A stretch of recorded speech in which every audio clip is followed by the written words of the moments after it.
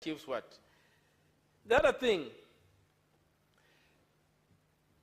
is a debate we must address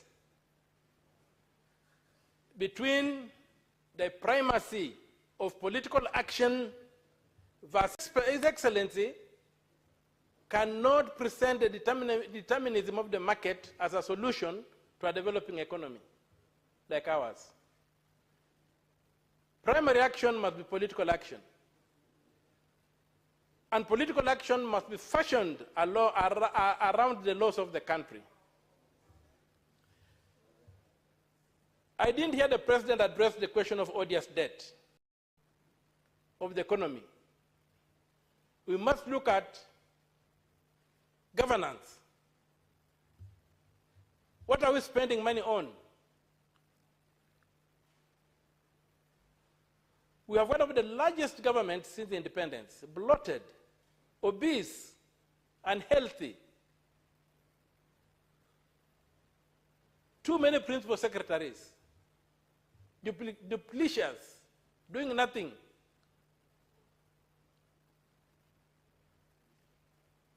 When you look at the statement of actual revenue and net expenditure issues that is released by the Treasury every 21 days after the end of every month, you see a litany of abuse of our public finances that tells you there's no intention to develop this country.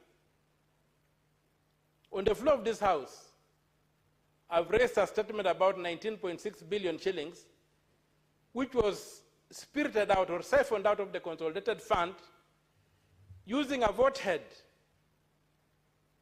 for consolidated finance services.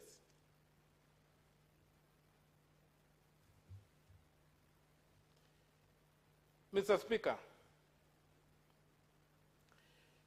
it's a very sad day for me. It was a very sad day for me sitting and listening to that speech.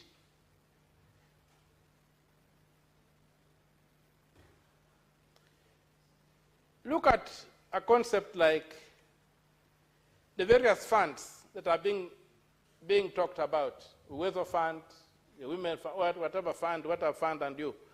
You look at Article 206 of the Constitution, it tells you how to establish a fund. It must be established by an Act of Parliament. Where is the Act of Parliament establishing the Weather Fund or the Women's Fund or whatever, all these funny funds we have? Secondly, when these funds are set up, they cannot take money from the consolidated fund. Funds must be financed by money excluded from the consolidated fund. So we celebrate and we believe that we shall break the law to achieve progress. There is no choice between the law and development in this country. There's no choice. If we want to develop, we must follow the law. If we don't want to develop, then we break the law. There's no choice. The law and development are not mutually exclusive. The law and development are two legs upon which this nation must walk. Assuming the nation is a human being, if our 4 legs, if it's a 4-legged animal. So, His Excellency's speech to me was simply a public relations exercise. It was simply for him to demonstrate his skills at public speaking. He speaks very well in the public, and he did well. But it was devoid of substance, devoid of a blueprint, devoid of a marking scheme.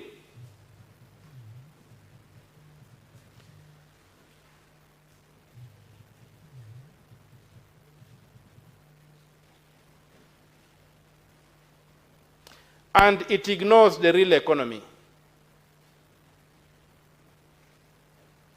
It talks nothing about the crisis in education and health.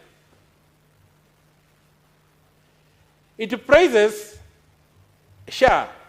Yes, SHA is a premium funded, you pay premiums to belong to SHA without discussing its pros and its words and all image. You have to pay a premium to access SHA. On the other hand, it's masquerading as universal health care, Mr. Speaker, across the world, beginning with the United Kingdom and most of Europe. And even this country where when you and me were kids, there was universal health care. Those days when you could get aspirin tablets branded GOK, and you walked in any clinic and you'd be treated and you go home.